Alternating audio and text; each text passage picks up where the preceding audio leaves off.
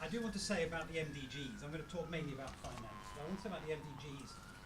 I agree with your conclusions, Jan, but don't faff about world, not you, but world. The opportunity really to make a breakthrough on this is actually the Earth Summit, which is in the summer of next year in Rio. And if you remember, the original Rio was precisely the big deal about bringing environment and development together. And that's what we need to do in 2012. And it's certainly possible to develop the kind of targets that both you and Camilla were talking about then, and accelerate the whole process, and all the things you said about equality and so on, of course. I'm going to talk about finance. It's going to take me 5 minutes to get there, so forgive me. I'm representing the Climate and Development Knowledge Network. We have $100 million worth of British and Dutch money to spend on delivering climate-compatible development.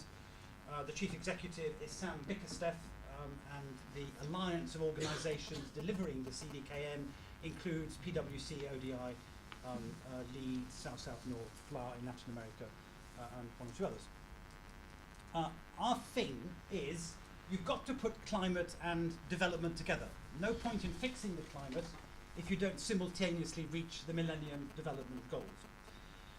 But more than that, mitigation and adaptation only provide you with the most tenuous link to what we need to do in order to deliver climate-compatible development. Mitigation is about windmills, adaptation is about dikes, but there's a whole lot of stuff in the development space which will be affected by either climate change itself or the policies we introduce to deal with climate change, which will have a very big impact on the livelihoods of poor people and on our ability to deliver the MDGs. I mean, I'm an agricultural economist. I think about the production possibility frontier and how it will change as a result of climate effects. I think about people responding to that and then changing the world's supply and demand for goods and services, changing the price line and providing new incentives for people. I forgot to say, these are the two propositions I want to develop. So this is the first one. Here's just a couple of examples, and I have lots of others. Here's a factory, a firm in China called Renesola. Last year, it produced 1.2 gigawatts of solar panels. 1.2 gigawatts is a lot of gigawatts. It's a power station worth of gigawatts. They had revenues of 500 million in 2009, $1 billion last year. Every single one of those solar panels is exported. So this is not about mitigation in China, and it's certainly not about adaptation in China. It's about the world economy changing and new opportunities opening for countries which create, and there aren't many people in the picture, but which create jobs for all the people who are presumably inside in the air conditioning. Here's another example of how climate change and our policy to deal with it will be driving a restructuring of the world economy. We need batteries. Batteries need lithium. Bolivia is sitting on the biggest reserves of lithium in the world underneath the salt flats of the Uyuni in the Altiplano. And Saudi Arabia, I mean, Bolivia is described as the new Saudi Arabia of the post-petroleum age. Here is an enormous transformatory potential for Bolivia, which is not about mitigation in Bolivia and is not about adaptation in Bolivia, it's about something else. So when we talk about climate-compatible development, we need to think about mitigation locally, and we need to think about adaptation locally, but we also need to think in the development space. And the slogan that I'm using these days is think locally, act globally, which kind of turns the conventional wisdom on its head, because you need, if you're running a country, to understand how this works. Now, what does one do about it as a leader in a country? I think there's a general answer and a specific answer. The general answer is that we know that all economic development is disruptive, thanks to Schumpeter, creative destruction. New industries open, old industries close, people move between sectors and services, countries urbanize and industrialize, and so on. Confronted by the additional speed of change associated with climate change and the resource threats that both Jan and Camilla talked about, countries need to be even more ready and even more alert and even quicker to move. Now, we know that there's no recipe for growth. But there is an ingredients list. That's what we learned from the Growth Commission. And a key part of that is to be competitive. So here is the World Economic Forum's Competitiveness Index. I commend it to you because it lists for different kinds of countries the basic factors which drive your ability to compete in the world. I've just come from DFID, and this is a slide I showed them, but they've just narrowed down on 27 countries. Nearly all of them are towards the bottom of the ranking of competitiveness index, and to be low on this chart is good and to be high is bad. And it's not surprising because they're all poor countries. But I did a little exercise yesterday which was to compare their competitiveness index with their human development level. And so the question here is, are countries as competitive as you would expect them to be given their level of human development? And the countries on the right are more competitive than you would expect them to be. The countries on the left are less so. And so some of these countries, India, Rwanda, South Africa, Ethiopia, Zimbabwe, surprisingly, are quite good for their level of development. And some of them, Pakistan, Nepal, Nigeria, Ghana, Uganda, Bangladesh, Kenya, Malawi, are not. So a key conclusion is to invest rapidly in building the competitiveness of countries, because the world economy will change, and if you're not absolutely at the front of the wave, you get left behind. Who's going to get the innovator's rent from new technologies?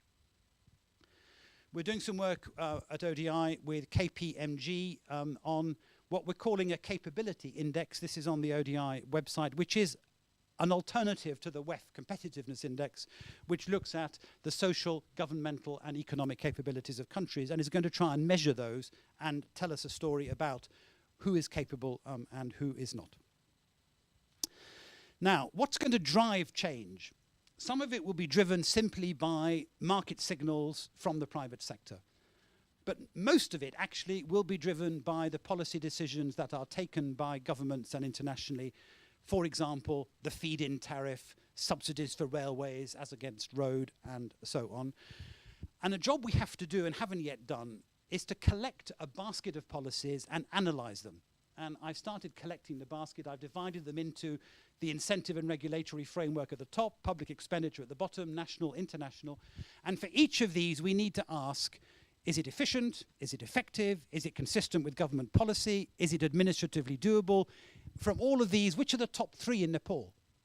Which are the top 6 in India that we should be pushing and helping countries to develop? And of course, these are extremely important. I had a quote for solar panels on the roof of my garage. £12,000. It's actually a really good investment because of the feed-in tariff. It's going to yield, if I had the money, more money than I have putting it in the bank. It generates about enough power to power the toaster. 2 kilowatts for £12,000. And you know, you think to yourself, is that worth it? But it is a very good investment. Why? Because we have a regulatory system in place in the UK. We have a Climate Act. We have the Independent Climate Change Committee. We have roadmaps and so on. And this is the territory we need to be in thinking about the MDGs. Which brings me finally to finance. At last to finance.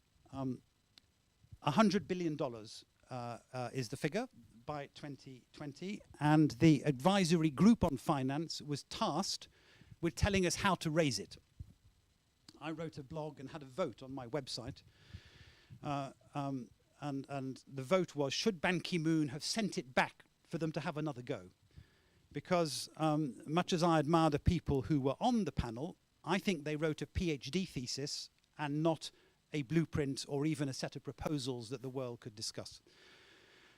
Their matrix of interventions is all down here, and they did a great job in listing and analysing and describing these interventions. What they didn't do is tell us which ones we should choose and how to do it. Just one example, there's a carbon price used throughout the report of $20 to $25 per tonne by 2020. If you look at today's price on the European emissions trading scheme and use an inflation adjustment, that's about the price today. And the price today we know is much too low because they overissued permits in this round of the emissions trading scheme. I asked somebody on the panel why it was 20 to 25, and the person said, that's easy. I wanted 50, the Americans wanted 0, so we compromised.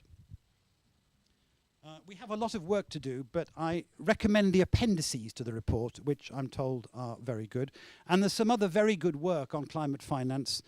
much of it at ODI, which Neil, I'm sure, will talk about, the website on tracking and measuring climate funding updates, and some work I very much like, which was carried out by the World Economic Forum, supported by PwC, on how to scale up low-carbon infrastructure, with case studies in South Africa and India and somewhere else, and a lot of discussion about how you manage the balance between private and public sector funding.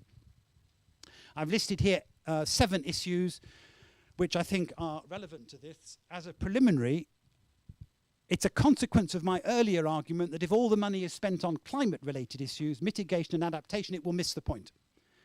We need 100 billion to invest in solar cell factories in India that will export to Germany, and in developing the salt flats in the EU, not just in building dikes in Vietnam to protect people from the rise in sea level.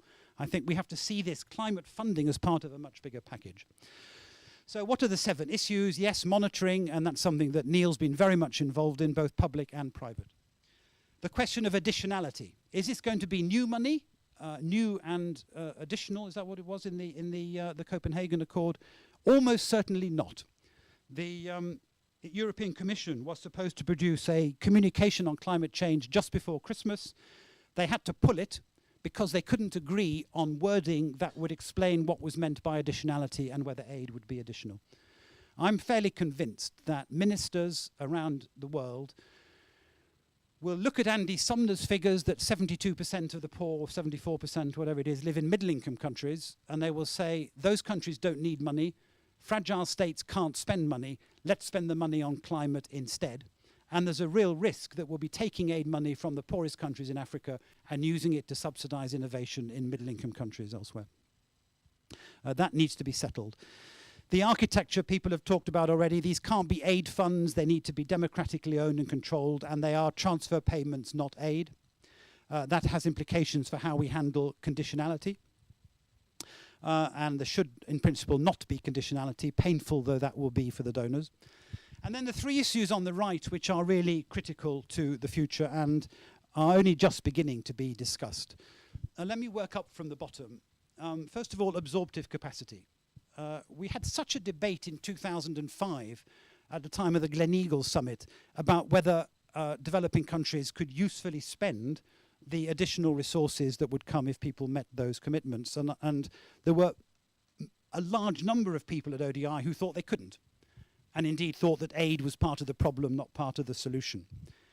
And I used to sit in staff meetings here and say, do you really want me to go and see Tony Blair and Gordon Brown and say, you know, thanks a lot, guys, but don't bother? And the answer was usually yes. But I couldn't bring myself to do that. 100 billion is a lot. And are the risks of Dutch disease? What are the administrative issues of managing that kind of money, even if a lot of it is private sector? Usage. We have some tough choices to make about spending priorities in countries in these 3 circles: mitigation, adaptation, and development. And here's just one example from Michael Anderson, the DG at DFID. They offered West Bengal 2 options: 9 schools which were cyclone-proofed, or 10 schools which were not, with a strong recommendation that they should take the 9 schools which were cyclone-proofed. The Chief Minister flatly refused. He absolutely wanted, for political and discount rate types of reasons, to have the 10 schools because education was an urgent priority. Of course we can rebuild the Thames Barrage and build dikes that will protect us against most tsunamis, but how much do we spend on this and when? And I do strongly advise you to look out for the DFID humanitarian review, the Paddy Ashdown review, of which I'm a member, which is being published on Monday, in which I imagine that resilience will be a major theme. And how do we get resilience at the right level and in the right way into development programs? And what we know about poverty is, of course, it's about security as much as it is about levels of income. And then finally, leverage. This is the hot topic in the climate finance community, because it's about where, how much of this money, this 100 billion is going to be public and how much is going to be private, how the two work together, and how we can maximize the leverage. And it's discussed in this WEF report, but there's a lot of other stuff on it as well, and it's in the appendices to the Advisory Group on Finance report. The number, to my huge surprise, that is used is 18 to 1. every pound of public money should leverage 18 pounds of private money, and that this is a feasible target which can be delivered.